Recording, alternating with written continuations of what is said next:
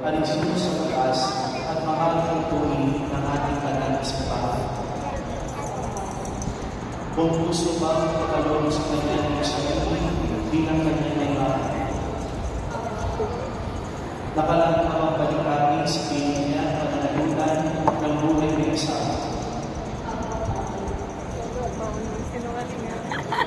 Diyan, sumasangayon ka ba ang muling naibahan sa Blessed? Nanarin mo ngayon ang isunod sa taas at mahalang tuwing ng ating banal na simbahan. Buong puso ba ang pagkaloob sa kanya ng sarili bilang kanyang asawa? Nakalaan mo ang balikatin sa piling niya ang pananagutan ng buhay ng asawa?